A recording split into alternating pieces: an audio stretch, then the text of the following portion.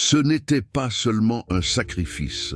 Ce que Spinoza voyait dans la mort de Jésus, vous êtes-vous déjà demandé pourquoi un philosophe juif excommunié consacrerait des années de sa vie à analyser la mort d'un homme que sa communauté avait rejeté 2000 ans auparavant? Pourquoi Baruch Spinoza, l'esprit le plus brillant et le plus dangereux du XVIIe siècle, risquerait-il encore plus de persécutions en écrivant sur Jésus-Christ? La réponse va bouleverser tout ce que vous pensiez savoir sur la crucifixion. Mais avant de plonger dans cette histoire qui va changer votre perception pour toujours, je vous invite à vous abonner à cette chaîne. Si vous aimez les histoires qui défient les conventions et révèlent des vérités cachées pendant des siècles, cliquez sur ce bouton d'abonnement maintenant. Et si vous regardez cette vidéo sur votre téléphone portable, appuyez sur ce petit pouce en l'air. Cela aide énormément à faire découvrir ce contenu à d'autres personnes qui cherchent la vérité comme vous. Maintenant, dites-moi dans les commentaires de quel pays vous nous regardez et à quelle heure il est chez vous en ce moment. Cela me fascine toujours de voir comment ces idées traversent les frontières et les fuseaux horaires, exactement comme les idées de Spinoza ont traversé les siècles malgré toutes les tentatives pour les effacer. Imaginez Amsterdam en 1656. Les canaux reflètent le ciel gris du nord. Les marchands juifs portugais, réfugiés de l'Inquisition, ont construit une communauté prospère dans cette ville de tolérance relative. Mais aujourd'hui, quelque chose d'extraordinaire est sur le point de se produire. Dans la grande synagogue portugaise, les rabbins prononcent le hérem le plus sévère de leur histoire. Pas contre un hérétique chrétien, pas contre un apostate qui s'est converti, mais contre un jeune homme de 23 ans, né et élevé au sein de leur propre communauté. Son crime, il a osé penser. Baruch Spinoza, ce nom qui allait terroriser l'Europe pendant 3 siècles, se tenait là, écoutant les mots de sa propre excommunication résonner dans l'espace sacré. Les rabbins ne se contentaient pas de l'expulser, ils le maudissaient. Ils interdisaient à quiconque de lui parler, de lui donner refuge, de lire ses écrits. Ils effaçaient son nom de la communauté comme si son existence même était une souillure. Mais qu'avait-il fait exactement? Avait-il volé? Avait-il tué? Avait-il commis l'adultère? Non, son crime était infiniment plus dangereux. Il avait regardé Dieu en face et avait dit « Tu n'es pas ce qu'ils prétendent que tu es ». Spinoza avait développé une vision de Dieu si radicale, si révolutionnaire, que même aujourd'hui, près de 4 siècles plus tard, elle continue de provoquer des débats féroces. Pour lui, Dieu n'était pas un vieillard barbu assis sur un trône céleste, distribuant récompenses et punitions selon son humeur divine. Dieu n'était pas une personne du tout. Dieu était la nature elle-même, la substance infinie de laquelle tout découle par nécessité mathématique. De sive natura, Dieu, c'est-à-dire la nature. Ces 3 mots latins contenaient une révolution philosophique qui allait ébranler les fondements de la civilisation occidentale. Car si Dieu est la nature, alors il n'y a pas de miracle. Si Dieu est la nature, alors il n'y a pas de révélation spéciale. Si Dieu est la nature, alors il n'y a pas de peuple élu. Et si Dieu est la nature, alors il n'y a certainement pas de sacrifice divin pour racheter les péchés de l'humanité. Vous comprenez maintenant pourquoi il le maudissait? Vous voyez pourquoi son nom devait être effacé? Spinoza ne se contentait pas d'attaquer une doctrine ou deux. Il sapait l'ensemble du système de pouvoir sur lequel reposaient les autorités religieuses, qu'elles soient juives ou chrétiennes. Mais voici ce qui est fascinant, ce qui rend cette histoire absolument captivante.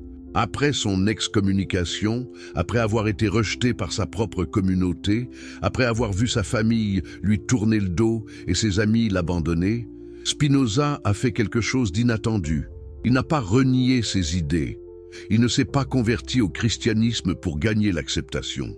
Il n'a pas fui vers une terre lointaine pour échapper aux conséquences. Non, il est allé plus loin. Il a approfondi sa réflexion. Et parmi toutes les figures qu'il aurait pu choisir d'analyser, parmi tous les personnages historiques qu'il aurait pu examiner à travers sa nouvelle philosophie, il a choisi Jésus de Nazareth. Pourquoi? Pourquoi un juif excommunié, rejeté par sa propre communauté précisément pour avoir remis en question les fondements religieux, S'intéresserait-il à l'homme que les chrétiens adoraient comme Dieu incarné? La réponse se trouve dans ce que Spinoza voyait réellement quand il regardait la croix. Car pour Spinoza, la crucifixion n'était pas ce que 2000 ans de théologie chrétienne avaient prétendu. Ce n'était pas le sacrifice d'un Dieu pour sauver l'humanité de ses péchés. Ce n'était pas un acte de rédemption cosmique orchestré par la Trinité. Ce n'était pas le moment où le sang divin lavait les âmes pécheresses. C'était quelque chose de beaucoup plus profond, de beaucoup plus troublant et de beaucoup plus humain. C'était une démonstration philosophique, c'était un théorème incarné. C'était la preuve vivante, ou plutôt mourante, des principes les plus élevés que la philosophie de Spinoza avait révélés. Vous voyez, Spinoza avait écrit son œuvre majeure, l'Éthique, à la manière des géomètres. Comme Euclide démontrant des théorèmes sur les triangles et les cercles, Spinoza démontrait des vérités sur Dieu, l'esprit humain, les émotions et la liberté. Chaque proposition découlait logiquement de la précédente. Chaque démonstration était aussi rigoureuse qu'une preuve mathématique. Et dans ce système géométrique de vérité philosophique, la mort de Jésus occupait une place particulière. Elle n'était pas un événement surnaturel qui brisait les lois de la nature. Elle était l'illustration parfaite de ces lois. Elle montrait ce qui arrive quand un être humain atteint le plus haut niveau de compréhension possible, le troisième genre de connaissance, comme l'appelait Spinoza, et fait face à la mort avec cette connaissance. Mais attendez, ne partez pas, car ce que je vais vous révéler maintenant va complètement transformer votre compréhension non seulement de Jésus, non seulement de Spinoza, mais de la nature même de l'existence humaine. Revenons à Amsterdam, mais cette fois quelques années après l'excommunication. Spinoza vit maintenant dans une petite chambre louée, gagnant modestement sa vie en polissant des lentilles pour microscopes et télescopes.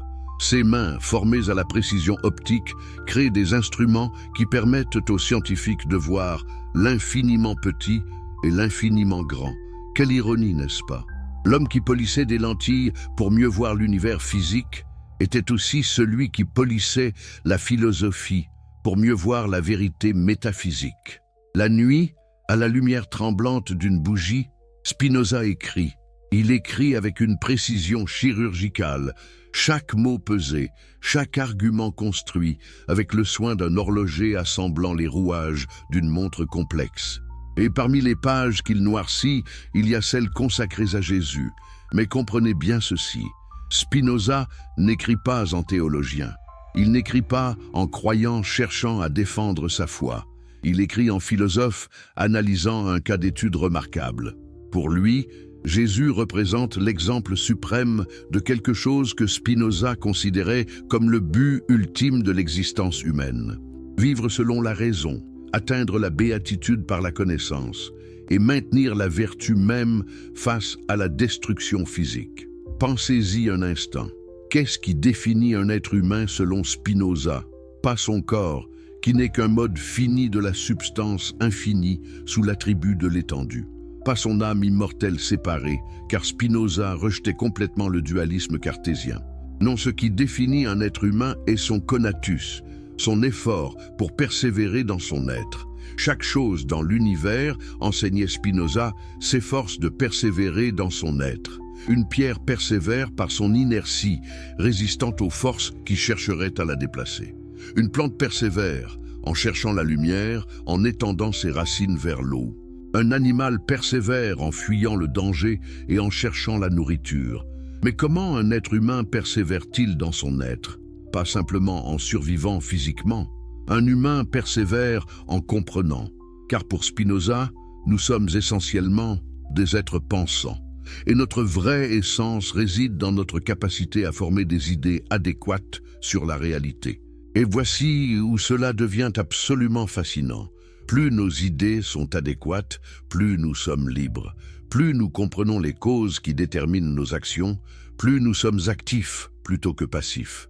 Plus nous saisissons la nécessité qui gouverne l'univers, plus nous expérimentons la béatitude. Maintenant, regardez Jésus à travers cette lentille philosophique. Que voyez-vous? Vous voyez un homme qui a atteint un niveau de compréhension si profond qu'il pouvait maintenir sa sérénité intérieure même pendant la torture. Vous voyez quelqu'un dont les idées étaient si adéquates, dont la compréhension de la nature était si complète, qu'il pouvait faire face à la mort, non avec terreur, mais avec acceptation rationnelle. Est-ce que cela signifie que Jésus ne souffrait pas physiquement? Bien sûr que non.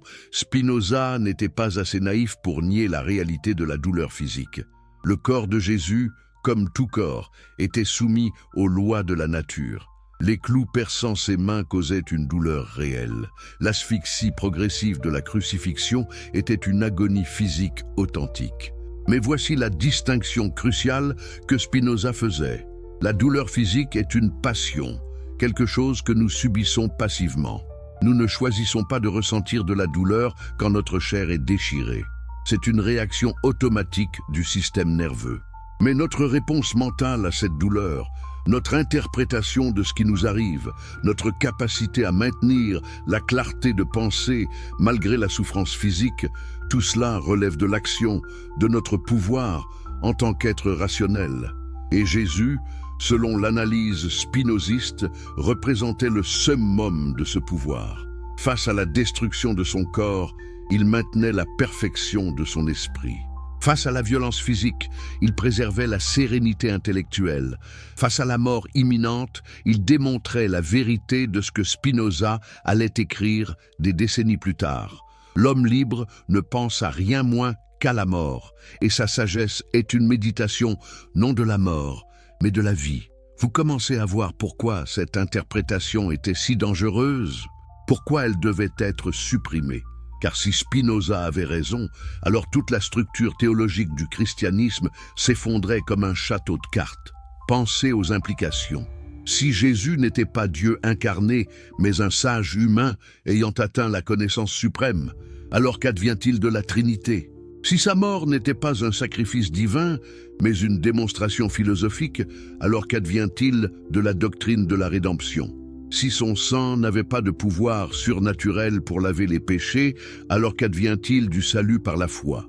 L'Église catholique, les églises protestantes, les théologiens de toute tendance avaient construit des édifices théologiques massifs sur la croyance que la mort de Jésus était un événement cosmique unique, un moment où Dieu lui-même souffrait pour sauver l'humanité.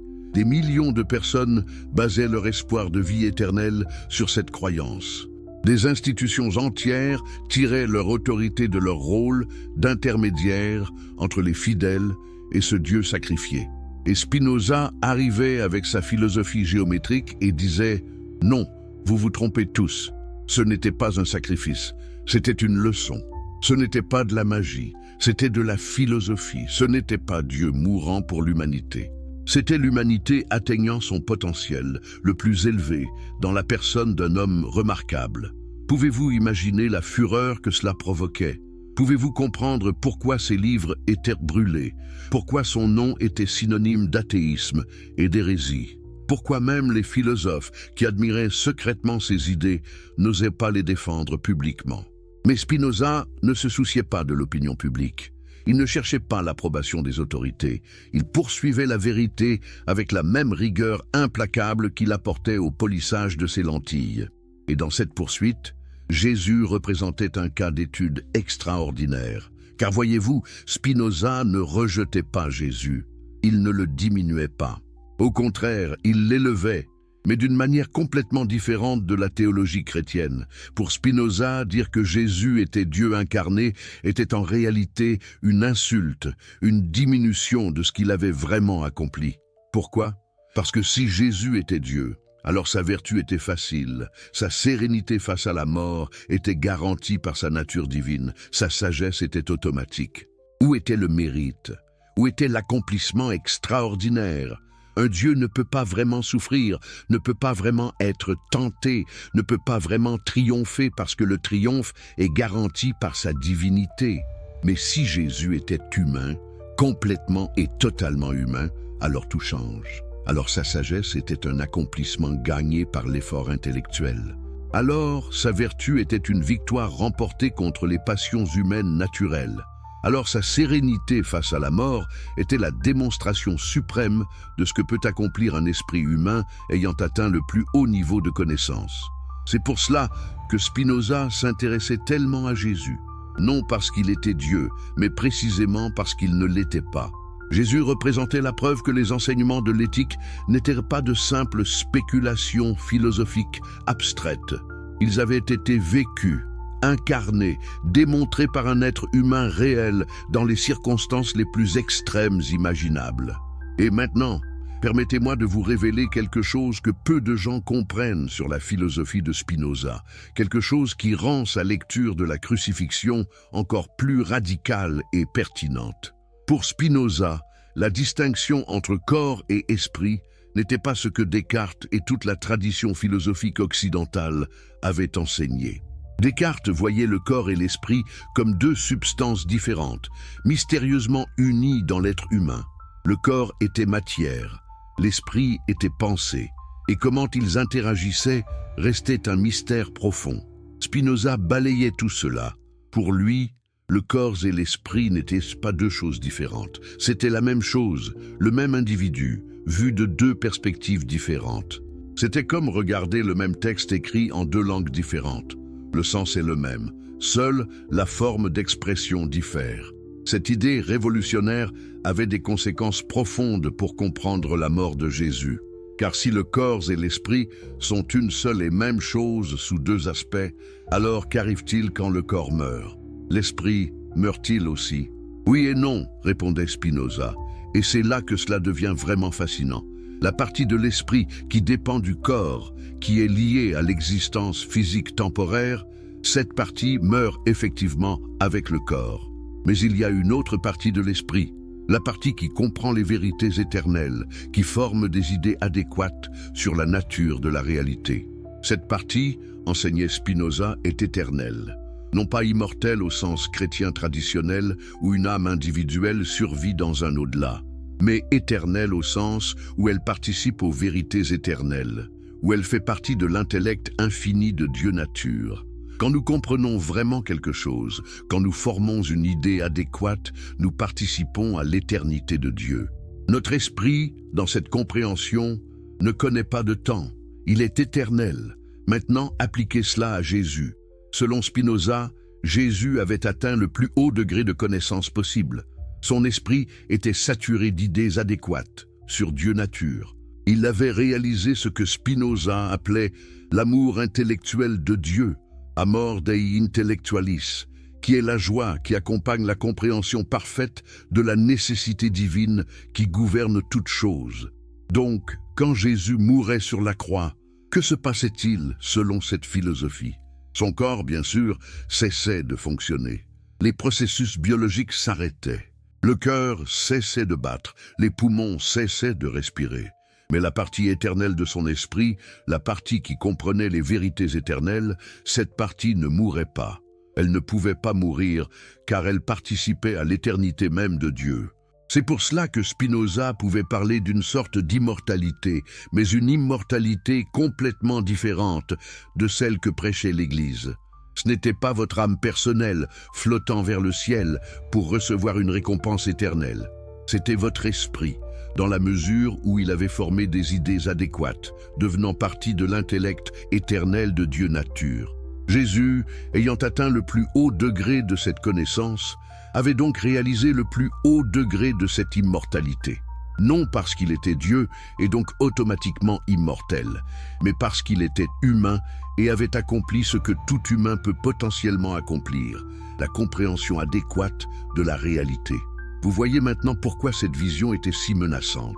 Elle démocratisait le salut. Elle disait que ce que Jésus avait accompli, chaque être humain pouvait potentiellement l'accomplir. Pas en croyant aux bons dogmes, pas en recevant les bons sacrements, pas en appartenant à la bonne Église, mais en développant la connaissance, en formant des idées adéquates, en comprenant la nature. L'Église ne pouvait pas permettre cela. Car si le salut venait de la connaissance plutôt que de la grâce sacramentelle, alors à quoi servait l'Église?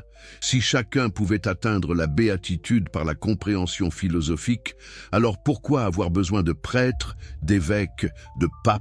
C'est pour cela que Spinoza devait être supprimé. Ses livres devaient être interdits. Son nom devait devenir synonyme d'hérésie la plus vile.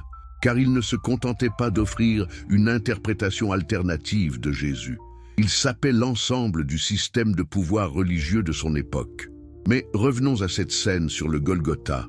Imaginez-la non pas comme l'Église vous l'a présentée, avec des anges pleurant et le ciel s'obscurcissant de manière surnaturelle, mais comme Spinoza la voyait, un homme pleinement humain, cloué à une croix romaine, souffrant la mort la plus humiliante et douloureuse que l'Empire pouvait infliger.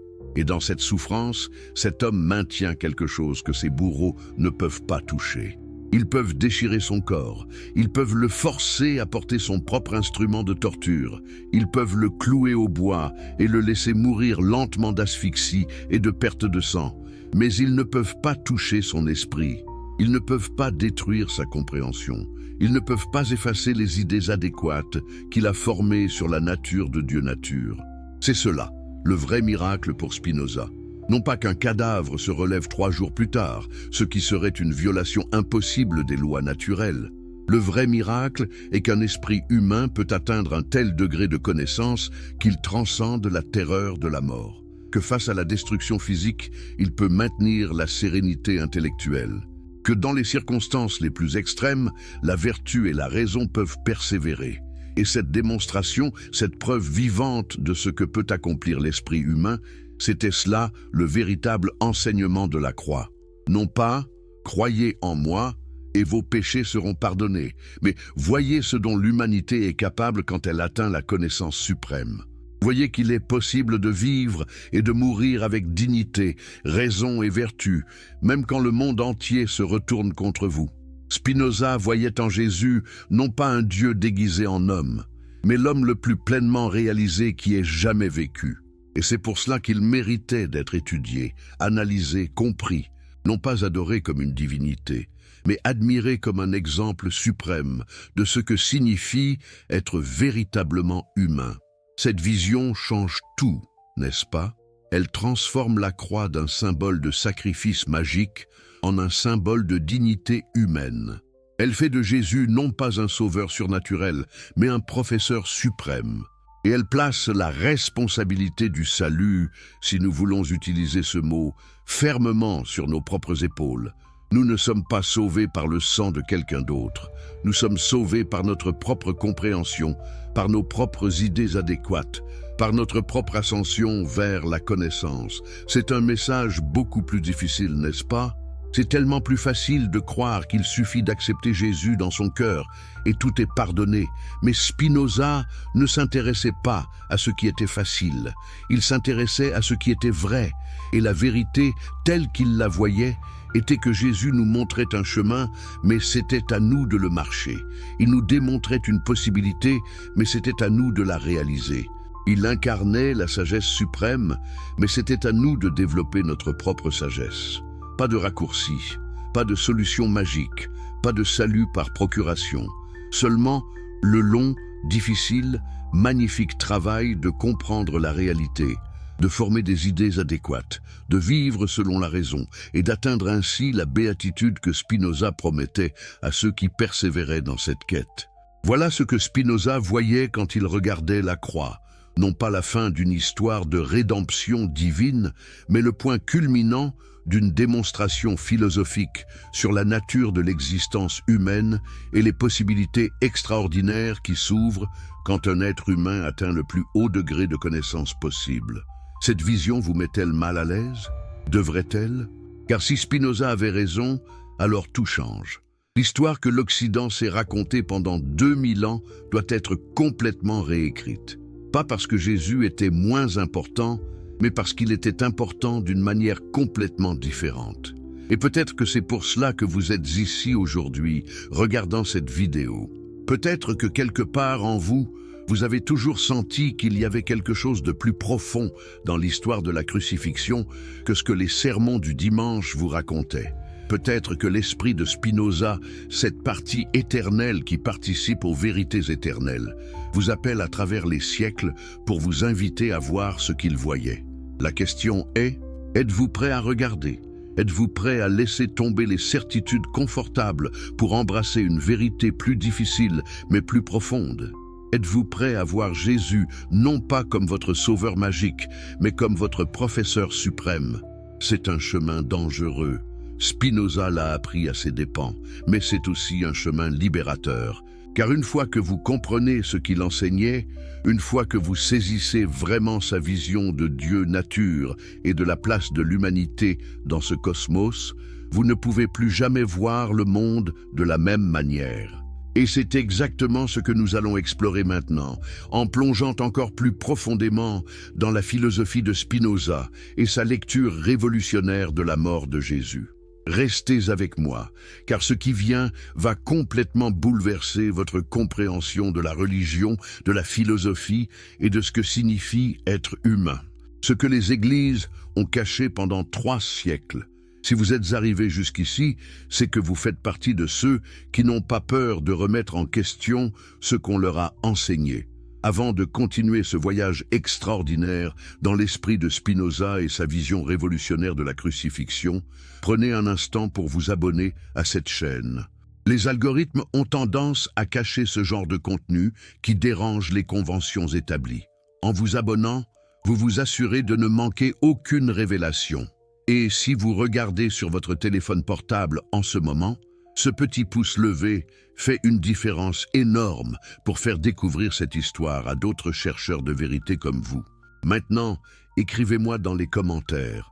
De quel pays nous regardez-vous et quelle heure est-il chez vous?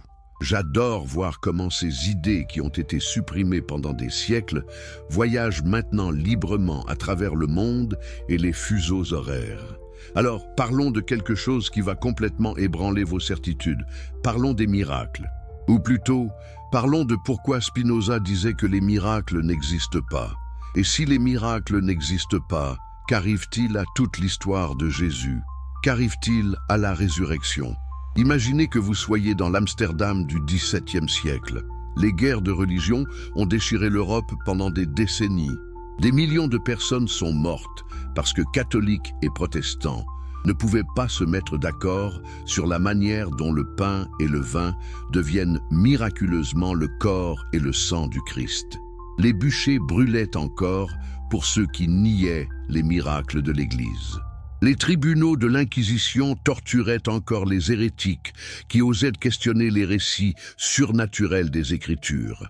Et au milieu de tout cela, dans sa petite chambre, Spinoza écrivait tranquillement les mots les plus dangereux jamais écrits sur les miracles. Ils sont impossibles. Non pas improbables, non pas rares, impossibles. Logiquement, mathématiquement, métaphysiquement impossibles. Pourquoi? Parce que pour Spinoza, Dieu et la nature ne font qu'un. Deus sive natura. Et les lois de la nature sont les expressions mêmes de l'essence divine. Affirmer qu'un miracle se produit, c'est affirmer que Dieu viole ses propres lois. C'est comme dire qu'un mathématicien parfait fait des erreurs de calcul, ou qu'un logicien parfait commet des contradictions. Pensez-y une seconde. Si Dieu est parfait, alors ses lois sont parfaites. Si ces lois sont parfaites, pourquoi aurait-il besoin de les violer? Pourquoi aurait-il besoin de faire des exceptions? Un architecte qui doit constamment réparer et modifier son bâtiment n'est pas un bon architecte. De même, un Dieu qui doit constamment intervenir dans sa création par des miracles n'est pas un Dieu parfait. Mais alors, que faire de tous ces miracles racontés dans la Bible? Que faire de Moïse séparant la mer Rouge?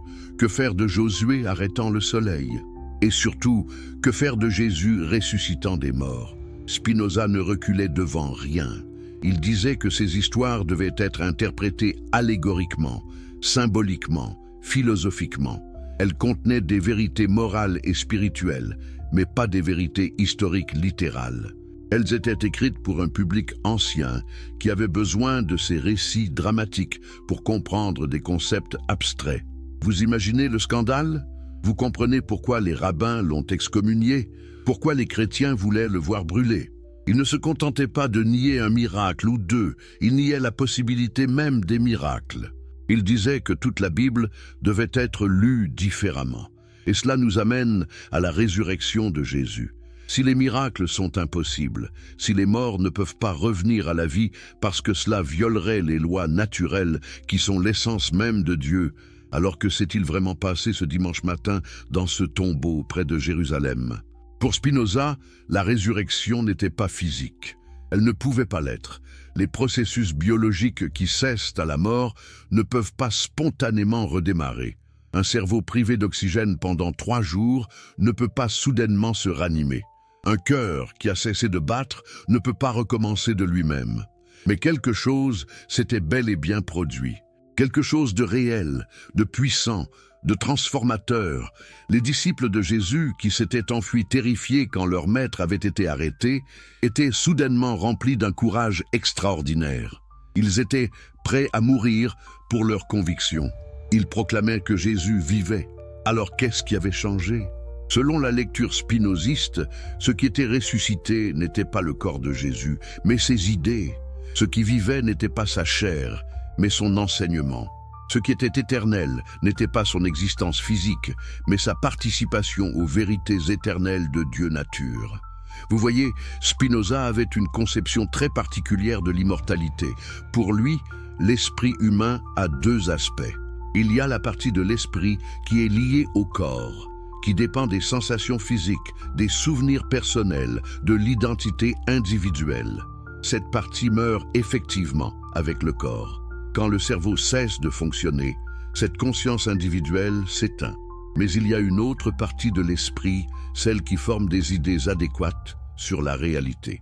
Quand vous comprenez une vérité mathématique, par exemple, quand vous saisissez vraiment pourquoi le théorème de Pythagore est vrai, cette compréhension ne dépend pas de votre corps. Elle participe à une vérité éternelle qui existait avant vous et existera après vous. Plus vous développez cette partie de votre esprit, plus vous formez d'idées adéquates, plus vous participez à l'éternité. Et Jésus, selon Spinoza, avait développé cette partie de son esprit au maximum possible pour un être humain. Son esprit était saturé d'idées adéquates sur Dieu nature. Il avait atteint ce que Spinoza appelait le 3e genre de connaissance, la connaissance intuitive directe de l'essence des choses. Donc quand Jésus mourait physiquement, la partie éternelle de son esprit, celle qui participait aux vérités éternelles, ne mourait pas. Elle ne pouvait pas mourir parce qu'elle était déjà éternelle. Pas immortelle au sens d'une continuation personnelle dans un au-delà, mais éternelle au sens de participation à la vérité intemporelle. Et c'est cette éternité que les disciples ont expérimentée après la mort de Jésus.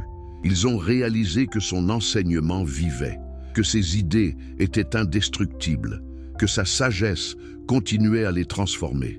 Dans leur langage religieux de l'époque, ils ont exprimé cela en disant qu'il était ressuscité. Mais ce qu'il décrivait vraiment, selon Spinoza, c'était cette expérience de l'éternité des idées adéquates. Maintenant, je sais ce que vous pensez. N'est-ce pas simplement une manière sophistiquée de dire que Jésus est mort et que seul son souvenir perdure? N'est-ce pas nier complètement la résurrection? Oui et non. Spinoza nierait certainement la résurrection physique littérale, mais il affirmerait quelque chose de plus profond. Il dirait que ce que les chrétiens appellent résurrection pointe vers une vérité réelle sur la nature de l'esprit et de l'éternité, même si l'histoire littérale est impossible. Pensez à la manière dont nous parlons encore aujourd'hui de Socrate, de Platon, d'Aristote. Dans quel sens vivent-ils encore? Pas physiquement, évidemment. Mais leurs idées, leurs enseignements, leur influence sur la pensée humaine continue. Ils participent encore aux conversations intellectuelles de notre époque. Dans ce sens très réel, ils n'ont jamais vraiment cessé d'exister. Jésus, pour Spinoza, représentait le cas suprême de cette forme d'immortalité. Non pas parce qu'il était Dieu et donc magiquement immortel, mais parce qu'il avait atteint le plus haut degré de sagesse humaine possible, et que cette sagesse était par nature éternelle. Mais voici où cela devient vraiment fascinant, et où la philosophie de Spinoza révèle toute sa profondeur révolutionnaire. Pour comprendre pleinement ce qu'il voyait dans la mort de Jésus, nous devons comprendre son concept le plus sublime et le plus mystérieux, la mort Dei intellectualis, l'amour intellectuel de Dieu. Qu'est-ce que cela signifie? Comment peut-on aimer intellectuellement? L'amour n'est-il pas une émotion, quelque chose que nous ressentons dans notre cœur, pas dans notre tête? Pour Spinoza, Cette distinction entre cœur et tête était fausse. Les émotions ne sont pas mystérieuses et irrationnelles. Elles sont des idées confuses. Quand nous comprenons clairement ce qui cause nos émotions, quand nous formons des idées adéquates sur nos sentiments, ces émotions se transforment en ce que Spinoza appelait des affects actifs plutôt que des passions passives. L'amour ordinaire est une passion passive. Vous tombez amoureux de quelqu'un et vous êtes emporté par ce sentiment. Vous ne l'avez pas choisi. Vous êtes passif face à lui. Et cet amour peut se transformer en haine si la personne vous déçoit. Il est instable, dépendant des circonstances externes, mais l'amour intellectuel de Dieu est complètement différent. C'est l'amour qui naît de la compréhension. Plus vous comprenez la nature de la réalité, plus vous saisissez comment tout découle nécessairement de l'essence infinie de Dieu nature, plus vous êtes rempli d'une joie profonde et stable. Cette joie ne dépend pas des circonstances externes. Elle ne peut pas se transformer en son contraire. Elle est permanente parce qu'elle découle de la connaissance qui est permanente. Et voici le plus extraordinaire. Cet amour intellectuel de Dieu est la même chose que l'amour de Dieu pour lui-même. Quand vous comprenez vraiment la nature, vous participez à la conscience que Dieu nature a de lui-même. Votre esprit devient, dans cette compréhension, une partie de l'esprit infini de Dieu. Vous voyez pourquoi Spinoza a été accusé de panthéisme. Pourquoi on l'a traité d'athée? Il disait essentiellement que nous pouvons devenir Dieu, ou plutôt que nous sommes déjà des parties de Dieu qui prennent progressivement conscience de leur nature divine. Maintenant, appliquez cela à Jésus sur la croix. Selon Spinoza, Jésus avait atteint le plus haut degré possible de cet amour intellectuel de Dieu. Sa compréhension de la nature était si complète, si parfaite, qu'il expérimentait une joie indestructible même pendant sa torture. Est-ce que cela signifie qu'il ne souffrait pas? Non, son corps souffrait terriblement. La douleur physique était réelle. Mais au niveau de son esprit, au niveau de sa compréhension, il maintenait cette joie qui vient de la connaissance parfaite. Il savait que son essence éternelle ne pouvait pas être détruite. Il comprenait que ce qui lui arrivait faisait partie de la nécessité causale de la nature. Et cette compréhension elle-même était une source de béatitude. Pouvez-vous imaginer un tel état mental? Pouvez-vous concevoir une paix si profonde qu'elle persiste même pendant la torture? La plupart d'entre nous perdent notre sérénité pour des inconvénients mineurs. Quelqu'un nous coupe sur l'autoroute et nous sommes furieux. Notre téléphone tombe en panne et nous sommes frustrés. Quelqu'un dit quelque chose de blessant et nous sommes bouleversés pendant des jours.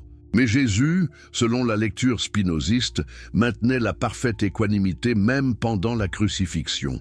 Non pas parce qu'il était Dieu et donc au-dessus de la souffrance, mais précisément parce qu'il était humain et avait développé sa nature humaine au maximum de son potentiel. Il avait atteint ce que nous pourrions tous potentiellement atteindre. La liberté absolue qui vient de la compréhension absolue. Car voyez-vous, pour Spinoza, la liberté n'est pas la capacité de choisir arbitrairement entre différentes options. Ce qu'on appelle le libre arbitre n'existe pas. Tout événement découle nécessairement de causes antérieures. Nous ne sommes pas des royaumes autonomes au sein de la nature. Nous sommes des parties de la nature, soumis à ses lois comme tout le reste. Alors où est la liberté? La liberté est dans la compréhension. Quand vous comprenez les causes qui déterminent vos actions, quand vous saisissez la nécessité qui gouverne votre vie, vous cessez d'être un esclave passif et vous devenez un participant actif. Vous ne changez pas ce qui arrive, mais vous changez complètement votre relation à ce qui arrive. C'est comme la différence entre un enfant traîné quelque part par ses parents et un adulte qui choisit volontairement d'aller au même endroit. Dans les deux cas, la personne finit au même endroit, mais l'expérience subjective est radicalement différente. L'enfant se sent forcé et ressent de la résistance. L'adulte se sent libre et ressent de la satisfaction. Jésus sur la croix, selon Spinoza, était comme cet adulte. Il n'était pas traîné vers la mort en criant et en se débattant. Il y allait avec compréhension, sachant que c'était la conséquence nécessaire de ses actions et des circonstances historiques. Et cette compréhension elle-même le rendait libre, même avec des clous dans ses mains. Maintenant, parlons de quelque chose que peu de gens réalisent sur Spinoza. Il n'était pas seulement un métaphysicien abstrait perdu dans les nuages de la spéculation philosophique. Il était aussi un analyste politique extrêmement perspicace. Et son analyse de la crucifixion avait une dimension politique que nous ne devons pas ignorer. Car si nous regardons la mort de Jésus non pas comme un événement cosmique orchestré par la Trinité, mais comme un événement historique déterminé par des causes politiques et sociales, alors tout change. Nous voyons soudainement comment le pouvoir fonctionne, comment les autorités religieuses maintiennent leur contrôle, comment la vérité est supprimée au nom de l'ordre social. Jésus était une menace, pas parce qu'il prétendait être Dieu, mais précisément parce qu'il ne se comportait pas comme les autorités religieuses pensaient qu'un homme saint devrait se comporter. Il mangeait avec des collecteurs d'impôts et des prostituées. Il guérissait le jour du sabbat. Il remettait en question l'interprétation pharisaïque de la loi. Il enseignait que le royaume de Dieu était intérieur, non extérieur. Pourquoi cela était-il si dangereux ? Parce que les autorités religieuses de l'époque, les pharisiens et les sadducéens, tiraient leur pouvoir de leur rôle d'intermédiaire entre Dieu et le peuple. Ils contrôlaient le temple, ils interprétaient la loi. Ils déterminaient qui était pur et qui était impur, qui était juste et qui était pécheur. Et voilà que vient Jésus, un charpentier de province, sans formation rabbinique formelle, qui enseigne que vous n'avez pas besoin du temple pour accéder à Dieu, que la pureté rituelle importe moins que la pureté du cœur, que les derniers seront les premiers et les premiers seront les derniers. Vous imaginez la menace que cela représentait pour l'establishment ? Si les gens commençaient à croire que Jésus avait raison, tout le système de pouvoir s'effondrerait. À quoi bon avoir des prêtres si chacun peut accéder directement à Dieu ? À quoi bon avoir des lois rituelles complexes si ce qui compte vraiment est l'amour et la justice ? Les autorités religieuses devaient l'arrêter, mais ils ne pouvaient pas simplement le tuer eux-mêmes. Ils avaient besoin de maintenir l'apparence de l'égalité. Ils avaient besoin de faire croire que Jésus était une menace non seulement pour la religion, mais pour l'ordre public. Alors ils l'ont amené devant Pilate. Ils ont transformé un conflit religieux en accusation politique. Ils ont dit qu'il se proclamait roi des Juifs, défiant ainsi l'autorité de Rome. Et Pilate, cynique politique qu'il était, a vu une opportunité de gagner les faveurs des autorités juives locales en sacrifiant un prédicateur itinérant. La crucifixion n'était donc pas un plan divin de rédemption. C'était un meurtre politique calculé. C'était l'élimination d'une menace pour l'ordre établi. C'était ce qui arrive quand quelqu'un dit la vérité dans un monde construit sur des mensonges.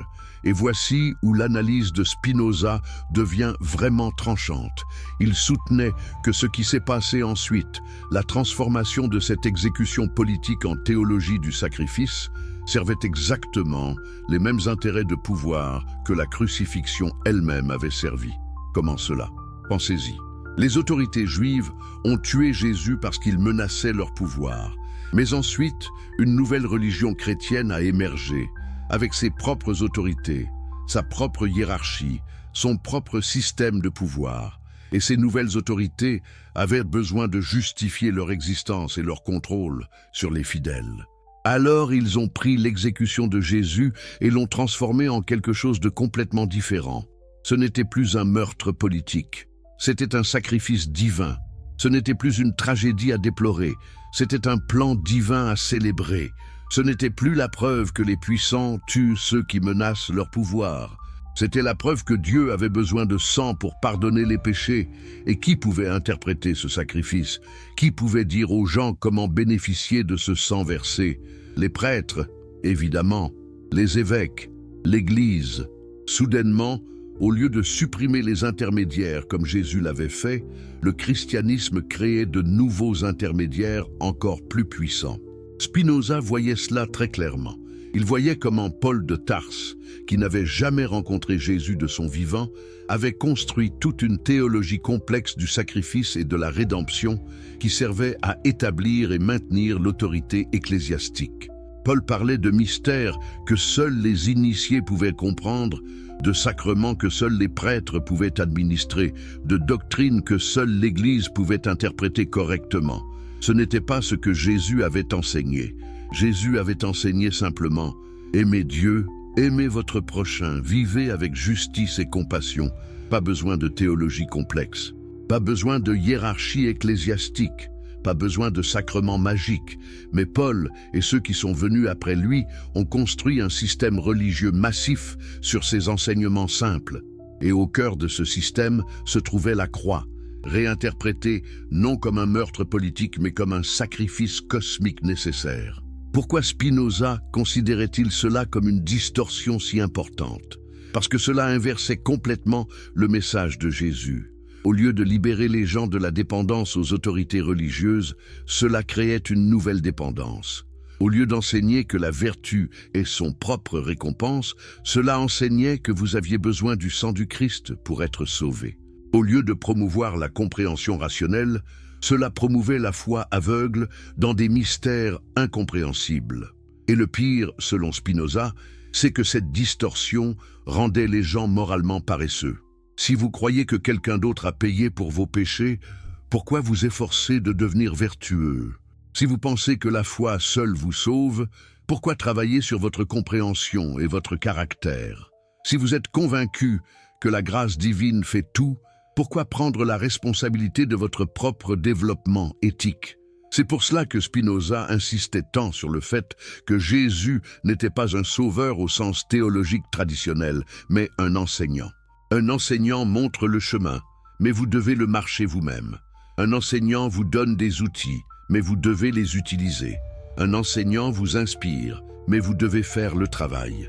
La croix, dans cette perspective, n'était pas le moment où Jésus faisait quelque chose pour nous. C'était le moment où il nous montrait ce que nous devions faire nous-mêmes. Il nous montrait qu'il est possible de maintenir la vertu et la sérénité même dans les circonstances les plus extrêmes. Il nous montrait que la compréhension peut transcender la souffrance. Il nous montrait que la dignité humaine ne dépend pas des circonstances externes, mais de notre état mental intérieur. Mais l'Église ne pouvait pas permettre cette interprétation. Pourquoi? Parce qu'elle rendait l'Église superflue. Si chacun pouvait atteindre la béatitude par la compréhension et la vertu, sans avoir besoin de sacrements ou de prêtres, alors à quoi servait l'institution ecclésiastique? Alors l'Église a dû supprimer cette lecture. Elle a dû insister sur le fait que Jésus était Dieu, pas simplement un sage humain. Elle a dû insister sur le fait que son sang avait un pouvoir magique, pas simplement un pouvoir d'inspiration. Elle a dû insister sur le fait que vous aviez besoin de l'Église pour accéder à ce pouvoir salvateur. Et pendant des siècles, cette version a prévalu. Quiconque la remettait en question était étiqueté comme hérétique et supprimé. Les cathares ont été massacrés. Les Vaudois ont été persécutés. Les protestants ont été brûlés par les catholiques et les catholiques ont été brûlés par les protestants. Tous se battaient sur les détails de la théologie du sacrifice. Mais personne n'osait remettre en question l'idée fondamentale que la mort de Jésus était un sacrifice divin. Personne jusqu'à Spinoza. Et même Spinoza devait être extrêmement prudent. Il n'a pas publié son traité théologico-politique sous son propre nom. Il savait que ses idées pourraient le faire tuer. Et effectivement, même après sa mort, ses livres ont été interdits et brûlés dans toute l'Europe. Mais les idées, comme Spinoza le savait bien, sont éternelles. Vous pouvez brûler des livres, mais vous ne pouvez pas brûler les vérités qu'ils contiennent. Vous pouvez excommunier des philosophes, mais vous ne pouvez pas excommunier la philosophie. Vous pouvez supprimer des enseignements pendant un temps, mais la vérité finit toujours par ressurgir. Et aujourd'hui, près de 4 siècles après la mort de Spinoza, ses idées sur Jésus et la crucifixion trouvent un nouvel écho.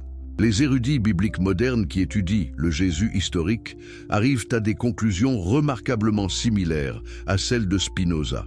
Ils voient Jésus non comme Dieu incarné, mais comme un enseignant juif du 1er siècle. Ils voient sa mort non comme un sacrifice cosmique, mais comme une exécution politique. Ils voient la théologie chrétienne ultérieure, non comme la révélation de vérités préexistantes, mais comme une construction humaine qui a évolué au fil du temps. Bien sûr, l'Église résiste encore à ces conclusions. Les fondamentalistes insistent toujours sur la lecture littérale traditionnelle. Mais de plus en plus de gens se rendent compte qu'il doit y avoir quelque chose de plus profond, quelque chose de plus vrai dans l'histoire de Jésus que la simple formule magique du sacrifice expiatoire. Et quand ils cherchent cette compréhension plus profonde, ils découvrent souvent, consciemment ou inconsciemment, qu'ils marchent sur les traces de Spinoza. Ils découvrent que voir Jésus comme un être humain remarquable plutôt que comme Dieu déguisé en humain ne le diminue pas, mais l'élève. Ils découvrent que comprendre la crucifixion comme une démonstration de dignité humaine plutôt que comme un truc magique de rachat la rend plus puissante, pas moins. Car pensez-y, quel message est plus inspirant ? Que vous avez besoin de croire aux bonnes doctrines et de recevoir les bons sacrements pour être sauvé par le sang magique de quelqu'un d'autre. Ou que vous avez en vous le potentiel de développer le même genre de sagesse et de vertu que Jésus a démontré. Que vous pouvez atteindre la béatitude par la compréhension, que vous pouvez transcender la peur et la souffrance par la connaissance. Le premier message vous rend dépendant. Le second vous rend libre. Le premier nécessite des intermédiaires. Le second vous met directement en contact avec la vérité. Le premier promet un salut futur. Le second offre une transformation présente. C'est pour cela que la vision de Spinoza était si dangereuse et c'est pour cela qu'elle est si importante aujourd'hui. Dans un monde où les religions institutionnelles perdent leur emprise, où de plus en plus de gens cherchent une spiritualité qui a du sens sans exiger qu'ils croient à l'impossible, la philosophie de Spinoza offre un chemin. Ce n'est pas un chemin facile. Spinoza ne vous promet pas le salut instantané par un simple acte de foi. Il vous promet le dur travail de développer votre compréhension, de former des idées adéquates, de vivre selon la raison, plutôt que selon les passions aveugles. Mais c'est un chemin réel, un chemin que vous pouvez réellement marcher. Pas une promesse magique qui nécessite de croire à 6 choses impossibles avant le petit déjeuner. Et Jésus, dans cette vision, redevient pertinent. Non pas comme une figure mythologique lointaine dont le sang vous sauve magiquement, mais comme un exemple concret de ce que l'humanité peut accomplir. Comme un enseignant dont les leçons restent vitales 2000 ans plus tard. Comme une démonstration que la dignité, la vertu et la sérénité sont possibles, même dans les pires circonstances. La croix cesse d'être un symbole de magie surnaturelle et devient un symbole de possibilité humaine. Elle nous dit « Regardez ce qu'un être humain peut faire. Regardez comment l'esprit peut transcender le corps. Regardez comment la compréhension peut transformer la souffrance. Regardez et apprenez, car vous aussi avez ce potentiel en vous. » C'est un message infiniment plus puissant que la théologie traditionnelle du sacrifice.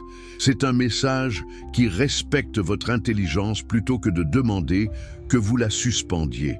C'est un message qui vous rend responsable de votre propre développement, plutôt que de vous dire que quelqu'un d'autre a déjà fait tout le travail pour vous. Et c'est un message qui, comme Spinoza l'a compris, menace directement toutes les structures de pouvoir qui dépendent de garder les gens dépendants, ignorants et obéissants. C'est pour cela qu'il a été supprimé pendant si longtemps. C'est pour cela qu'il résonne si fort maintenant que nous vivons dans une époque où l'autorité traditionnelle est remise en question partout. La question est: êtes-vous prêt à entendre ce message? Êtes-vous prêt à abandonner le confort de croire que quelqu'un d'autre vous sauve et à accepter la responsabilité de votre propre transformation? Êtes-vous prêt à voir Jésus non comme votre sauveur magique, mais comme votre enseignant suprême? C'est un choix difficile, mais comme Spinoza nous le rappellerait, ce n'est pas vraiment un choix libre. Vous êtes déterminé par votre nature et vos circonstances à accepter ou rejeter ces idées. Mais comprendre cette détermination elle-même, comprendre pourquoi vous pensez ce que vous pensez et croyez ce que vous croyez, c'est déjà un pas vers la liberté que Spinoza promettait. La croix vous regarde à travers les siècles. Que voyez-vous quand vous la regardez en retour? Un sacrifice magique ou une démonstration philosophique? Un Dieu mourant ou un homme triomphant, une promesse de salut futur ou un appel à la transformation présente. Spinoza a fait son choix il y a près de 4 siècles. Il a payé cher pour cette vision. Mais cette vision survit, éternelle comme les vérités qu'elle exprime, et maintenant, elle vous est offerte. Que ferez-vous de ce don dangereux, la vertu comme destin ultime? Si vous êtes encore avec moi à ce stade de notre exploration, c'est que quelque chose en vous a été éveillé. Avant de plonger dans les profondeurs les plus mystérieuses et les plus libératrices de la pensée de Spinoza, prenez ce moment pour vous abonner à cette chaîne. Ces histoires qui remettent en question les fondations mêmes de notre civilisation ne se trouvent pas partout. En vous abonnant, vous garantissez que l'algorithme ne vous cachera pas la suite de ce voyage intellectuel. Et si vous tenez votre téléphone portable en ce moment, ce simple pouce levé aide énormément à faire découvrir ces vérités oubliées à d'autres âmes curieuses. Dites-moi maintenant dans les commentaires, de quel pays nous rejoignez-vous et quelle heure est-il chez vous? Voir comment ces idées interdites voyagent à travers le monde, défiant le temps et les frontières, me fascine toujours autant. Imaginez un instant que vous soyez suspendu dans le vide, au bord d'un précipice philosophique. D'un côté, la falaise confortable des certitudes religieuses traditionnelles, un Dieu personnel qui vous sauve par un sacrifice magique, des prêtres qui interprètent les mystères pour vous, une vie éternelle promise en échange d'une foi obéissante. De l'autre côté, le gouffre vertigineux de la vérité spinoziste. Un univers régi par la nécessité absolue, un Dieu qui est la nature elle-même, une vertu qui n'a besoin d'aucune récompense extérieure parce qu'elle est sa propre récompense. Lequel des deux vous attire? Lequel vous terrifie? Lequel est vraiment libérateur? Car voyez-vous, la grande révolution de Spinoza ne se trouve pas seulement dans sa métaphysique, dans sa conception de Dieu-nature ou dans sa destruction des miracles. Elle se trouve dans sa vision de la vertu. Pour la plupart des systèmes religieux et philosophiques, la vertu est un moyen pour atteindre une fin.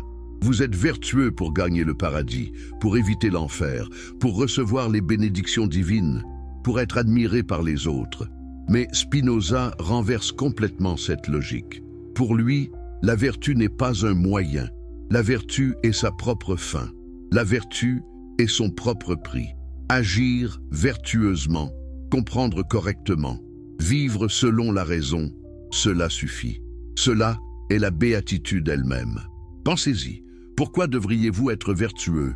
Parce qu'un Dieu extérieur vous le commande et vous promet une récompense future, ou parce que la vertu transforme votre existence présente, vous élève au-dessus des passions destructrices, vous remplit d'une joie stable et durable qui ne dépend d'aucune circonstance extérieure. La première réponse vous rend esclave d'une autorité extérieure. La seconde vous rend libre par votre propre compréhension. La première nécessite une foi aveugle. La seconde repose sur la connaissance claire et distincte. La première promet un futur hypothétique. La seconde offre une transformation immédiate et vérifiable. Et c'est précisément cela que Spinoza voyait dans Jésus. Non pas un homme obéissant à un commandement divin pour sauver le monde. Non pas un Dieu jouant un rôle sacrificiel dans un drame cosmique. Mais un homme réalisant parfaitement sa nature humaine, démontrant que la vertu suprême consiste à persévérer dans son être par la compréhension la plus élevée possible, même face à la destruction physique. Mais attendez, cela soulève une question brûlante. Si Jésus n'était pas venu racheter nos péchés, si sa mort n'avait pas de pouvoir magique expiatoire, alors qu'est-ce que cela dit de toute la doctrine de la rédemption? Qu'est-ce que cela dit de l'idée que quelqu'un d'autre peut payer pour nos fautes? Spinoza n'hésitait pas à répondre. C'est absurde, philosophiquement, moralement, logiquement absurde. Comment une action pourrait-elle affecter moralement quelqu'un d'autre? Comment le sang versé par une personne pourrait-il laver les fautes d'une autre? Chaque être humain est responsable de ses propres actions, de ses propres compréhensions, de son propre développement éthique. Imaginez un instant que vous ayez commis une faute grave. Vous avez menti, vous avez trahi, vous avez causé du tort. Selon la théologie traditionnelle, il suffit de croire que Jésus a payé pour ce péché et tout est effacé. Vous êtes comme neuf. Vous pouvez recommencer si vous le souhaitez, tant que vous répétez la formule magique de la foi. Mais Spinoza voyait cela comme une perversion morale profonde. Car si vos péchés sont effacés par le sacrifice d'un autre, alors vous n'avez jamais vraiment compris ce que vous avez fait. Vous n'avez pas développé la compréhension qui vous empêche de recommencer. Vous êtes resté au niveau des passions aveugles, dépendant d'une solution extérieure. La vraie rédemption pour Spinoza vient de la compréhension adéquate de vos propres erreurs.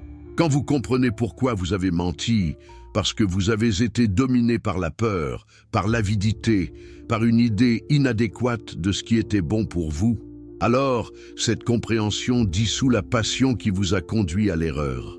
Vous ne recommencez plus parce que vous avez changé intérieurement. C'est une éthique immanente, pas transcendante.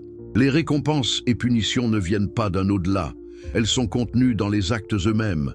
La vertu vous remplit de joie active. Le vice vous remplit de tristesse passive. C'est aussi simple et aussi inexorable que cela. Et Jésus sur la croix représentait le triomphe absolu de cette éthique immanente. Il ne mourait pas pour gagner une récompense future. Il ne mourait pas pour obéir à un commandement extérieur.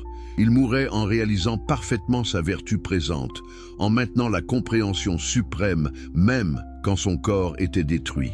Pouvez-vous concevoir la puissance de cet exemple? Pouvez-vous imaginer vivre de telle manière que chaque moment, même le plus douloureux, est une affirmation de votre vertu essentielle? La plupart d'entre nous passent leur vie à éviter la souffrance, à chercher le confort, à poursuivre des plaisirs éphémères. Jésus, selon Spinoza, montrait qu'il est possible de transcender tout cela. Mais cette vision pose une autre question cruciale. Qu'est-ce que Jésus enseignait réellement? Si nous retirons toute la théologie paulinienne, tous les développements ecclésiastiques, tous les dogmes accumulés pendant des siècles, que reste-t-il du message originel? Spinoza répondait: l'éthique la plus pure et la plus universelle imaginable. Aimez Dieu de tout votre cœur, de toute votre âme, de toute votre intelligence. Aimez votre prochain comme vous-même. Faites aux autres ce que vous voudriez qu'on vous fasse. La justice, la compassion, l'honnêteté, la générosité. Pas de rituels complexes, pas de hiérarchie sacerdotale, pas de mystères incompréhensibles. Juste une éthique simple mais profonde, accessible à tous ceux qui veulent la comprendre et la pratiquer. C'est cela que Jésus représentait pour Spinoza, l'enseignant suprême de l'éthique immanente. Non pas quelqu'un qui fait quelque chose à votre place, mais quelqu'un qui vous montre ce que vous devez faire vous-même. Non pas un sauveur magique, mais un guide vers la liberté par la compréhension. Et c'est précisément cette simplicité qui rendait son message si dangereux pour les autorités religieuses. Car si chacun pouvait accéder directement à Dieu par la compréhension et la vertu, sans intermédiaire, sans sacrement, sans confession, alors tout le système de pouvoir s'effondrait. Imaginez le scandale. Imaginez les prêtres, les scribes, les docteurs de la loi réalisant que cet homme de Galilée remettait en cause leur monopole sur la sainteté. Pas par la violence, pas par la révolution politique, mais par l'exemple même de sa vie et de sa mort. Il guérissait les malades non par magie, mais par compassion. Il enseignait aux pauvres non pour les contrôler, mais pour les élever. Il défiait les rituels non par mépris, mais parce qu'il voyait plus profondément vers l'essence morale derrière les formes extérieures. Les autorités devaient l'arrêter, non parce qu'il blasphémait, mais parce qu'il rendait leur pouvoir obsolète. Et quand elles l'ont crucifié, elles pensaient avoir gagné. Mais elles avaient créé un martyr dont l'exemple vivrait éternellement, précisément parce qu'il était fondé sur la vérité éternelle que Spinoza allait redécouvrir des siècles plus tard. Car voyez-vous, la vertu spinoziste n'est pas une vertu abstraite ou théorique, c'est une vertu qui se vit dans les circonstances les plus concrètes et les plus difficiles. C'est une vertu qui persévère même quand tout le monde vous abandonne, même quand la foule vous acclame, puis vous crache dessus, même quand vos amis vous fuient, même quand la douleur physique atteint son paroxysme. Jésus sur la croix était cette vertu incarnée. Pas une vertu garantie par la divinité qui serait facile, une vertu humaine, gagnée par l'effort intellectuel et moral, qui était extraordinaire. Et c'est cela que Spinoza nous invite à imiter. Non pas à clouer des clous dans nos mains, bien sûr, mais à développer dans nos vies quotidiennes la même persévérance dans la vertu, la même sérénité face aux revers, la même compréhension qui transcende les circonstances. Est-ce possible? Absolument, dit Spinoza. Pas pour tout le monde immédiatement, pas sans effort, pas sans discipline intellectuelle. Mais c'est la vocation de chaque être humain, devenir plus actif, plus compréhensif, plus vertueux, plus libre. La croix devient alors non pas un objet d'adoration magique, mais un rappel constant. C'est ce dont vous êtes capable. C'est le standard vers lequel vous devez tendre. C'est la preuve que la vertu triomphe toujours, non parce qu'elle est récompensée extérieurement, mais parce qu'elle est sa propre récompense éternelle. Maintenant, transportons-nous dans l'Europe du XVIIe siècle, cette poudrière intellectuelle où les idées de Spinoza allaient exploser comme une bombe philosophique.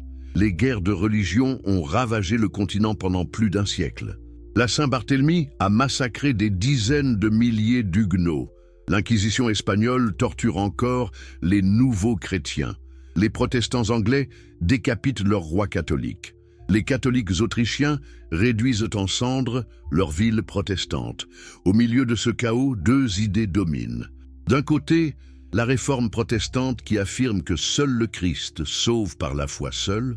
De l'autre, la contre-réforme catholique qui réaffirme le rôle indispensable de l'Église et des sacrements. Mais les deux camps s'accordent sur un point fondamental. Jésus est Dieu, sa mort est sacrifice divin, son sang rachète les péchés. Et voilà que surgit Spinoza avec sa philosophie géométrique, polissant ses lentilles le jour et écrivant la nuit. Son premier ouvrage majeur, le Traité théologico-politique, publié anonymement en 1670, va faire l'effet d'une grenade dans cette poudrière. Dans cet ouvrage, Spinoza ne se contente pas d'analyser la Bible comme un historien.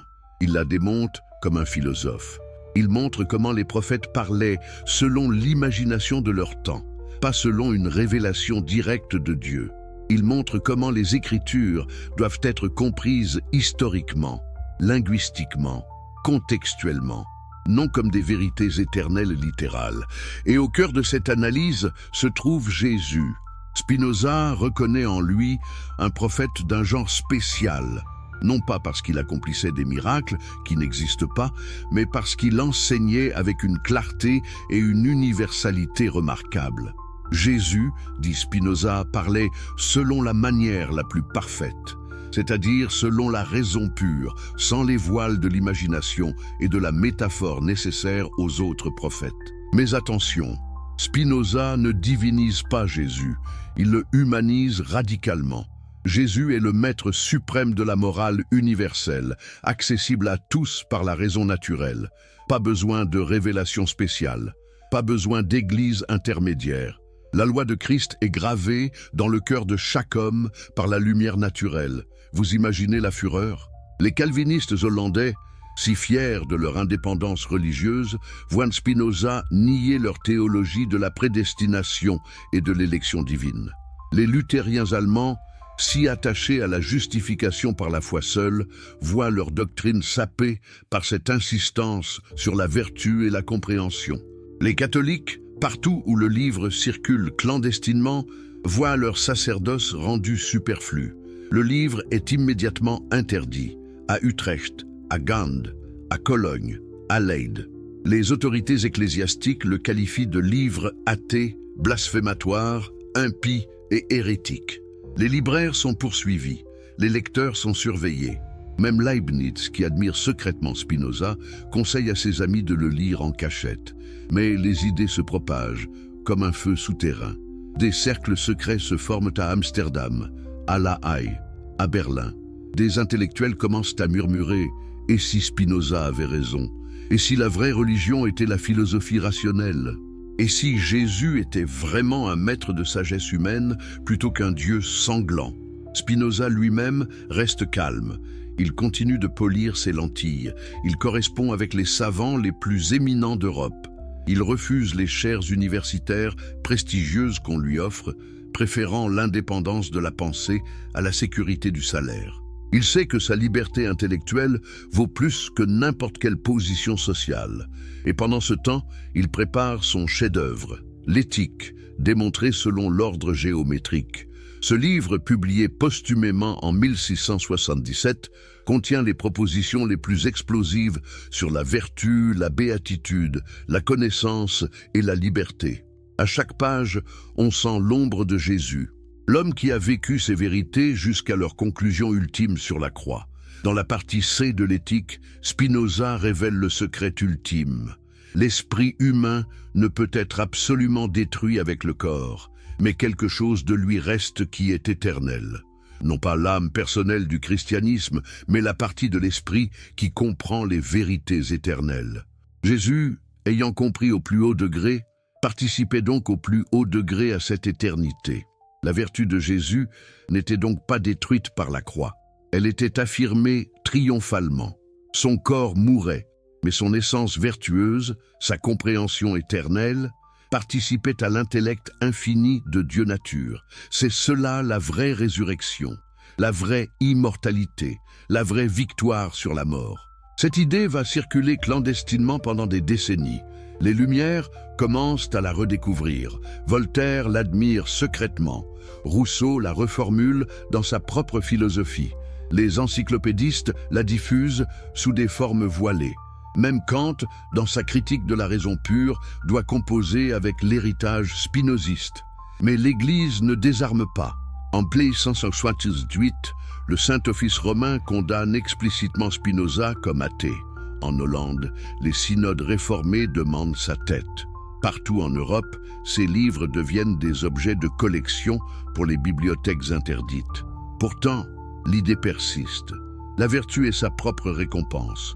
Jésus n'est pas venu racheter vos péchés, mais vous montrer comment vivre vertueusement ici et maintenant. La croix n'est pas un autel de sacrifice, mais un trône de sagesse triomphante. Et maintenant, transportons-nous au XVIIIe siècle, l'âge des Lumières. Les salons parisiens bourdonnent de discussions sur Spinoza. Diderot proclame « Spinoza est le Christ de la philosophie ». Les Allemands, avec Lessing et Herder, développent le spinozisme dans l'idéalisme romantique. Goethe von Weizsäcker, le grand physicien du XXe siècle, avouera « Spinoza est le philosophe qui m'a le plus influencé ». Pourquoi cette résurgence? Parce que l'Europe commence à émerger du cauchemar des guerres de religion. La science newtonienne montre un univers régi par des lois nécessaires. La Bible critique dissèque les contradictions des Écritures.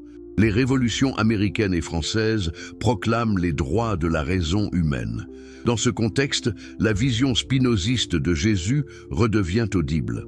Non plus comme une hérésie dangereuse, mais comme une libération. Jésus cesse d'être le garant d'un ordre ancien et devient l'inspiration d'un ordre nouveau fondé sur la raison, la tolérance, la liberté. Mais attention, cette appropriation n'est pas sans distorsion. Les Lumières utilisent Spinoza pour attaquer le christianisme institutionnel, mais beaucoup gardent encore une forme de théisme personnel. Ce n'est qu'au XIXe siècle, avec Nietzsche, que la radicalité complète de Spinoza sera redécouverte. Nietzsche, ce destructeur de idoles, proclame « Je suis le premier philosophe immoral parce que j'ai raison contre toute la tradition chrétienne ». Mais dans ses attaques contre le christianisme, il reconnaît la grandeur tragique de Jésus. Dieu est mort, mais Jésus a vécu comme aucun autre n'a vécu.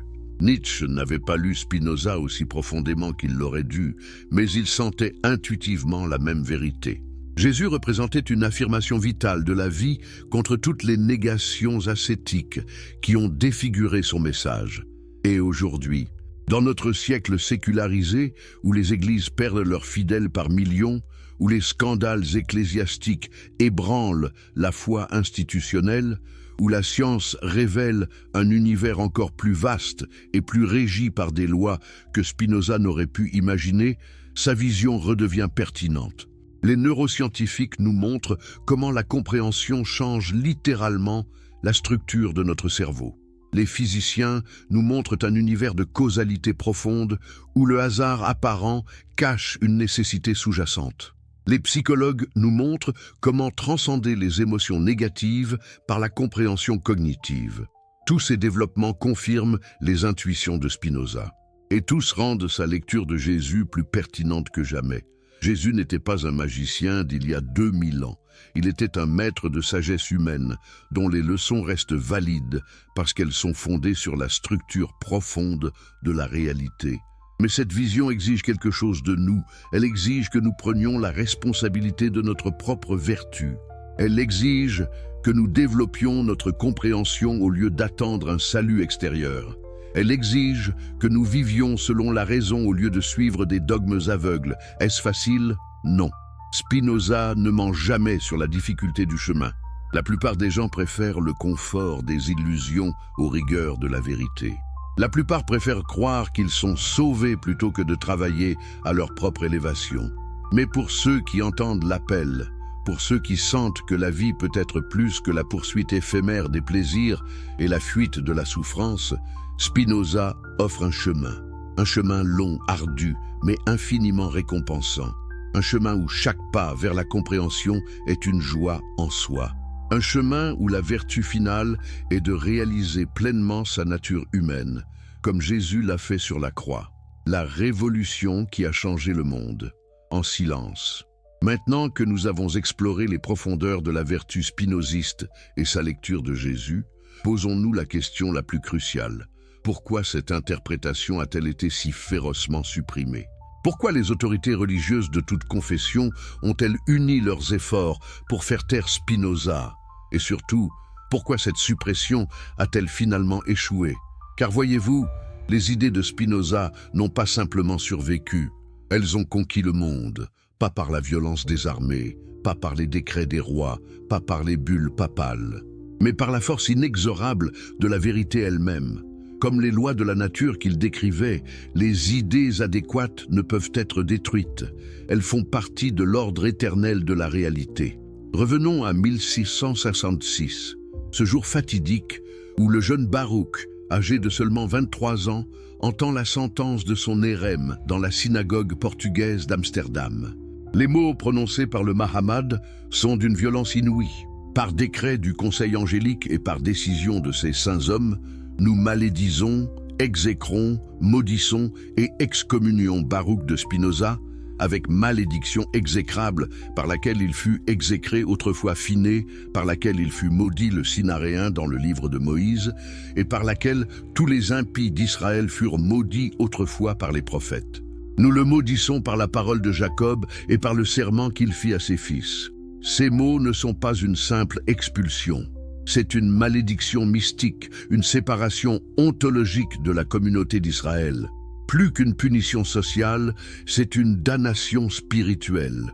Spinoza est rayé de l'histoire de son peuple. Son nom doit être oublié. Ses écrits doivent être brûlés. Personne ne doit lui parler, lui écrire, lui vendre du pain. Pourquoi une telle fureur pour un jeune philosophe? Parce que Spinoza n'attaquait pas simplement quelques doctrines juives.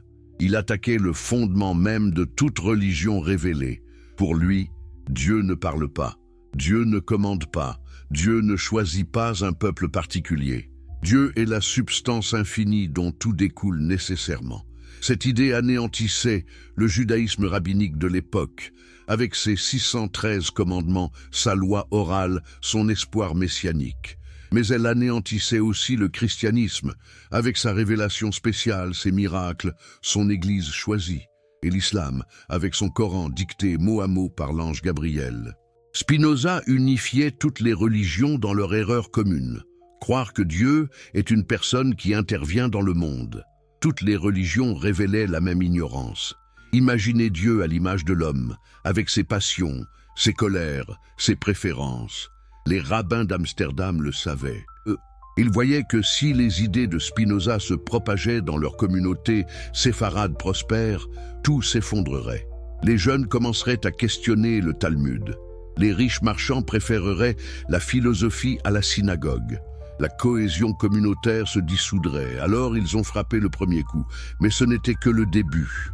10 ans plus tard, quand paraît le traité théologico-politique, c'est au tour des chrétiens réformés hollandais de se déchaîner. Le grand théologien réformé Jacobus Revius le qualifie de livre pestilentiel sorti des enfers. Le synode national des Provinces-Unies le condamne unanimement. Les raisons sont multiples. D'abord, Spinoza nie les miracles bibliques, fondement de toute révélation. Ensuite, il soutient la liberté absolue de penser et d'écrire, même contre la religion d'État. Troisièmement, Il identifie religion véritable et morale naturelle, rendant les églises superflues. Et surtout, sa lecture de Jésus sape toute théologie christologique. Pour les calvinistes, Jésus doit être Dieu incarné, sa mort sacrifice expiatoire, sa résurrection preuve physique de la divinité. Spinoza transforme tout cela en philosophie naturelle. Jésus devient un sage humain, exemplaire. Sa mort, démonstration de vertu rationnelle. Sa résurrection, éternité, des idées adéquates. Cette transformation est intolérable. Car si Jésus n'est qu'un homme parfait, où est la grâce divine? Si la vertu suffit, où est le besoin du prédestination calviniste? Si la morale est naturelle, où est le besoin d'une église réformée? Les autorités passent à l'attaque. Le livre est interdit dans les universités. Les pasteurs le dénoncent depuis les pulpites. Des récompenses sont offertes pour découvrir l'auteur. Spinoza reste anonyme. Les libraires sont poursuivis. Même le grand historien républicain Pieter de la Cour, soupçonné de complicité, est harcelé. Mais l'ironie est délicieuse. C'est précisément cette persécution qui propage les idées. Chaque sermon contre Spinoza mentionne ses thèses. Chaque interdit universitaire pousse les étudiants à lire clandestinement. Chaque bulle de condamnation devient une publicité involontaire. Spinoza lui-même répond avec dignité. Dans une lettre à Oldenburg, secrétaire de la Royal Society, il écrit « Je n'ai rien écrit qui ne tende à favoriser la paix et la liberté ». Il continue sa correspondance avec Leibniz, Huygens, Boyle. Il refuse la protection du prince d'Orange. Il préfère mourir libre plutôt que vivre protégé. En 1677, à 44 ans, il s'éteint doucement de la phtisie pulmonaire, probablement contractée en polissant ses lentilles. Ses amis publient immédiatement l'éthique. Le scandale est immense. Partout en Europe, les parlements interdisent le livre. À Rome, le Saint-Office le place à l'index. En Hollande, les États de Hollande le bannissent officiellement. Pourtant, les idées se propagent.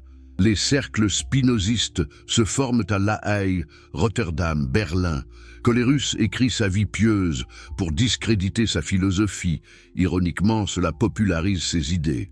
Bayle rédige son article fameux dans le Dictionnaire historique et critique, faisant de Spinoza le symbole de l'athéisme philosophique. Mais attendez, l'article de Bayle est ambigu. Il présente les arguments de Spinoza avec une telle clarté que les lecteurs curieux veulent lire l'original.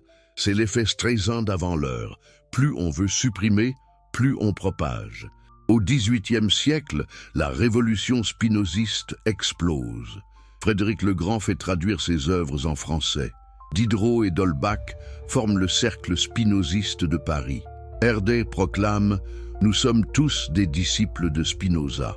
Goethe avoue « Spinoza m'a donné le calme de l'âme ». Pourquoi cette fascination? Parce que Spinoza offrait ce dont l'Europe avait désespérément besoin après un siècle de carnage religieux. Une religion universelle fondée sur la raison, une morale accessible à tous, une vision de Dieu qui unifiait plutôt que divisait. Et sa lecture de Jésus s'intégrait parfaitement. Dans un monde lassé des disputes christologiques, Jésus redevient ce qu'il était probablement. Un maître moral extraordinaire, un exemple humain atteignant l'excellence humaine, un prophète de l'amour universel, accessible à tous par la raison naturelle. Les révolutionnaires français, en 1789, reprennent l'idée spinoziste de liberté de pensée.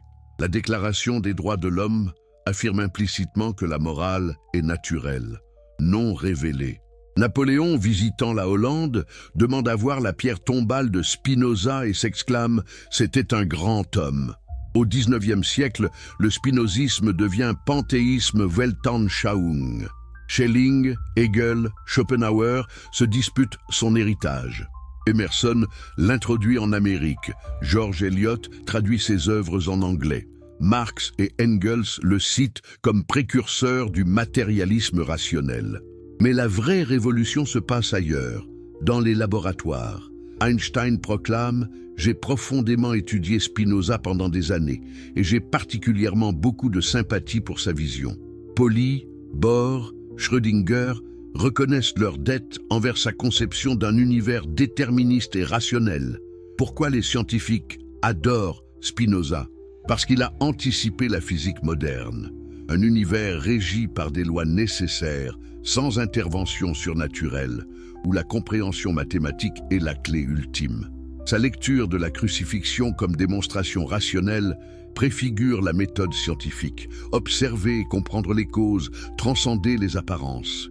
Aujourd'hui, en 2026, alors que l'intelligence artificielle décrypte les structures profondes de la réalité, alors que la physique quantique révèle une causalité encore plus profonde que celle imaginée par Spinoza, alors que la psychologie cognitive confirme que la compréhension transforme les émotions, sa philosophie semble prophétique. Et sa vision de Jésus, elle trouve un écho parfait dans notre monde post-religieux. Les jeunes générations, lassées des scandales ecclésiastiques et des dogmes rigides, cherchent une spiritualité sensée. Elles veulent un Jésus humain, inspirant, accessible. Pas un Jésus magique distant. Les documentaires sur le Jésus historique font des millions de vues. Les livres sur la spiritualité sans religion se vendent par palettes. Le mindfulness, la thérapie cognitive, la philosophie stoïcienne reviennent en force. Tous ces mouvements, consciemment ou non, marchent dans les pas de Spinoza. Car qui était vraiment Jésus? Un juif galiléen du 1er siècle, enseignant dans la tradition des prophètes de justice sociale. Un homme qui remettait en question les autorités religieuses corrompues. Un sage qui enseignait l'amour universel comme clé de la béatitude. Un martyr de la vérité exécuté par les puissants. Et sa mort, l'apothéose de sa vertu. Non pas un sacrifice pour apaiser un Dieu colérique, mais la démonstration suprême que la compréhension transcende la souffrance physique, que la dignité humaine persévère face à la torture, que les idées véritables sont éternelles. Cette vision libère Jésus des chaînes dogmatiques. Elle le rend pertinent pour bouddhistes, musulmans, agnostiques, athées. Elle transforme la croix en symbole universel de résistance morale, pas de magie chrétienne exclusive. Mais elle pose une question lancinante. Et si Spinoza avait raison sur tout? Et si la religion véritable était la philosophie rationnelle? Et si Dieu était vraiment la nature? Et si Jésus nous montrait le chemin de la vertu humaine plutôt que le mystère d'un sacrifice divin? Cette question hante encore nos contemporains. Le pape François reconnaît que l'Église doit se renouveler. Les méga-churches évangéliques mettent l'accent sur l'amour et la justice sociale, plutôt que sur la doctrine stricte. Même les fondamentalistes commencent à parler de Jésus personnel, plutôt que de théologie systématique. Spinoza a gagné. Pas par la force, pas par le nombre, mais par la vérité. Ces idées, autrefois interdites et brûlées, dirigent maintenant le courant dominant de la civilisation occidentale. La liberté de penser qu'il réclamait est devenue un droit humain fondamental. La séparation Église-État qu'il préconisait est la norme dans les démocraties. La science qu'il anticipait domine notre monde. Et sa lecture de Jésus? Elle attend encore sa pleine reconnaissance. Mais les signes sont là. Les théologiens libéraux la redécouvrent. Les philosophes analytiques la raffinent. Les spiritualités contemporaines la vivent sans le savoir. Car au fond, Spinoza nous ramène à l'essentiel. Jésus nous montre que l'être humain peut atteindre une grandeur extraordinaire par la compréhension et la vertu. Que face à la souffrance et à la mort, la dignité rationnelle triomphe. Que la vraie immortalité est celle des idées véritables, non des corps ressuscités. Cette vision unifie science et spiritualité, raison et mystère, individu et cosmos. Elle offre un Jésus pour le XXIe siècle, humain, inspirant, universel. Conclusion. Le message qui vous change pour toujours. Nous voilà arrivés au terme de ce voyage extraordinaire, à travers la vision la plus révolutionnaire jamais offerte sur la mort de Jésus. Mais avant de clore ces heures de réflexion profonde, posez-vous cette question ultime. Qu'allez-vous faire de ce que vous venez d'apprendre? Allez-vous refermer ce livre, éteindre cette vidéo, retourner à vos certitudes confortables, ou allez-vous permettre à Spinoza de changer radicalement votre vision du monde? Car ce n'est pas simplement une curiosité intellectuelle. Ce n'est pas juste une histoire fascinante sur un philosophe excommunié, c'est une invitation à repenser tout. votre conception de Dieu, votre compréhension de Jésus, votre pratique de la vertu, votre relation à la mort elle-même. Spinoza ne vous offre pas de consolation facile. Il ne vous promet pas le paradis automatique. Il ne vous donne pas de formule magique. Il vous donne quelque chose de bien plus précieux, la vérité. La vérité sur la nature de la réalité. La vérité sur vos possibilités humaines. La vérité sur ce que Jésus représentait vraiment. Pendant 2000 ans, l'Occident a vu dans la croix un sacrifice sanglant pour apaiser un Dieu en colère. Spinoza nous révèle autre chose. Un trône de sagesse triomphante où l'esprit humain démontre sa capacité à transcender la souffrance physique par la compréhension parfaite. Jésus n'était pas venu mourir pour vos péchés. Il était venu vivre et mourir de la manière la plus vertueuse possible, montrant à l'humanité son potentiel le plus élevé. Cette révélation bouleverse tout. Elle rend chaque être humain responsable de sa propre élévation morale. Elle dissout les intermédiaires religieux. Elle unifie science et spiritualité. Elle offre un chemin concret vers la liberté véritable.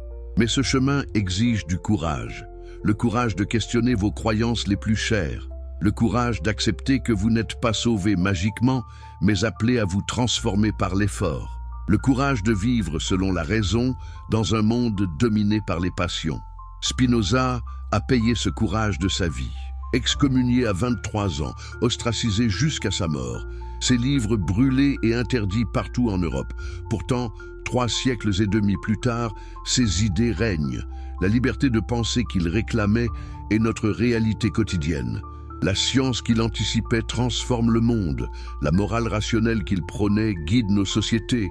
Et sa vision de Jésus, elle attend encore sa pleine reconnaissance institutionnelle. Mais dans les cœurs et les esprits de millions de chercheurs sincères, elle vit déjà. Elle transforme des vies sceptiques en quêtes passionnées de sagesse. Elle unit des âmes de toute confession autour d'une vérité universelle. La croix vous regarde maintenant différemment, n'est-ce pas? Ce n'est plus un symbole terrifiant de sacrifice divin.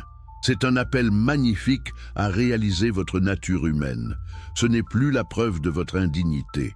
C'est la démonstration de votre grandeur potentielle. Alors, quelle sera votre réponse? Continuerez-vous à chercher le salut extérieur ou commencerez-vous le travail intérieur de compréhension et de vertu? Resterez-vous prisonnier des passions et des illusions ou marcherez-vous vers la liberté spinoziste? Spinoza vous tend la main depuis les siècles. Jésus vous montre le chemin depuis la croix éternelle.